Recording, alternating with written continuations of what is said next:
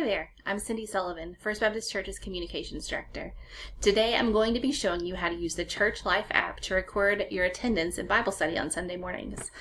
For those of you who are gathering with conference calls or Zoom, we want to be able to know what your level of engagement is and who's present.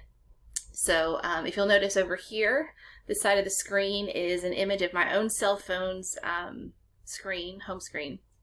And you'll be able to watch on that side of the screen as I go step by step through exactly how to download the app, access it, and use the attendance marking features. Now, keep in mind that the only people who are going to have access to the attendance feature are going to be the class's director and the class's teacher. So if you're a member of a class, you're not going to be able to see the features that I'm going to be showing you today, although some of the features that I'll be mentioning are going to be available to you if you download the app. So moving right along, just bear with me. It's sort of two separate recordings happening. I've got a recording over here of my cell phone, and then I've got myself that I'm recording separately. So I'm going to try to sync up what I'm saying with what you're seeing, and hopefully it'll be helpful. So I'm going to start this video and start talking, and hopefully it will work. So here we go. All right, now the first thing that you're going to need to do is get into whatever app you use to download apps. This is the App Store for iOS, but if you have an Android phone, it might look different. You can see I'm going across the bottom here to the search function. When you get into search, you're going to search for ACS Church Life. Now, once you've searched for that, the very first option that pops up should be the correct one. Notice it's going to be a navy colored box, and it's got Church Life right here in gold letterings. Now, if you don't already have the app, this button right here will say Get rather than Open. It says Open because I've already downloaded it. So you're going to get the app, and once it downloads, you will open it. So a cool thing about this app is it just syncs with all of our church's database that we've already got. So it'll sync to the directory, it'll sync to online giving, and it actually brings quite a bit of convenience. So you can see here the app is on my phone, and so I'll just click that. When it opens up, there'll be a login screen. Now the email address that you enter into this field is going to need to be the email address that the church has on file for you. So if you're not sure what email address they have on file, you can either contact Paula at the church office or myself, and we'll be able to get you that information. Or if you don't have an email address already logged in with us, we can add one. Then you're going to put in a password. Now, the first time it's going to ask you for a password, you'll choose it.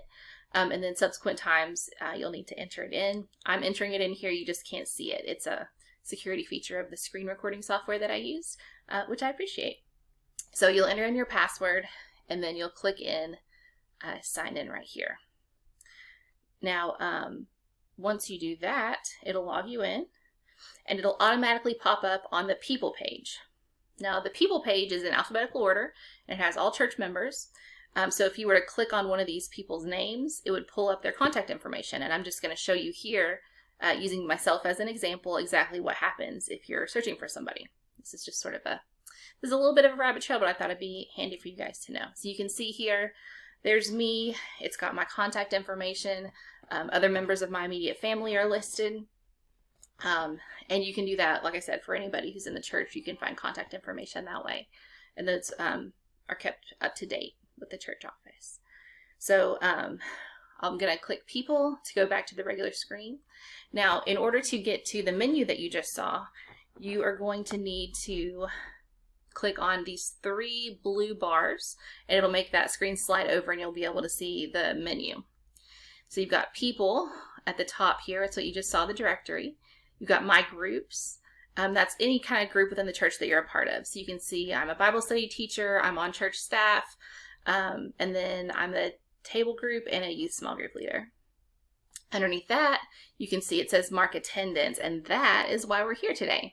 So if you click Mark Attendance, it'll pop up three options. You want to ignore the worship options because we don't use those attendance categories for anything. You want to choose the one that has the name of your class and says Bible Study. So when you click on that, it should move on to the next screen, which will give you a list of your Bible study members.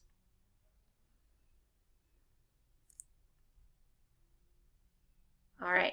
Well, the next screen, I guess, isn't your Bible study members. It's the date. So you can scroll and choose whenever you met with your Bible study class. I'm going to choose the most recent Sunday, which was 2 days ago, even though I've already marked it because I've attempted this video more than once. And you can see here some people's names are marked because they're check marks. So you just click a person's name and that gives them a check mark. If you accidentally choose someone that you didn't intend to, you just click it again, the check mark will go away. And so you just want to mark everyone who is present on that day. You should be able to scroll and see everybody on your list. I'm going to mark one last name, and then I'm going to move to the next page, which is where you can mark any visitors that you might have. Right here, you can list the number of additional participants, which we had one visitor last Sunday, and then you can write their name in so that we'll have a record that they attended. So you put their name right there, and you want to try to spell it correctly, but it's not, the end of the world if you don't, but just do your best. And then up in the upper right hand corner, you click where it says save, and it will say success. Markings have been posted.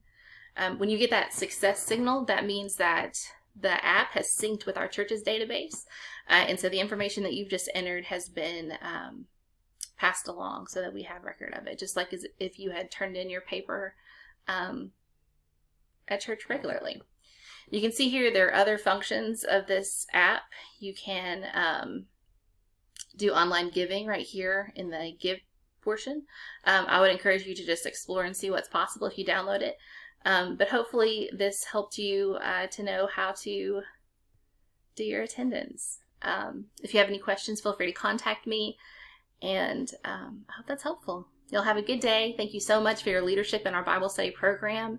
Yeah, they're awesome. All right, bye.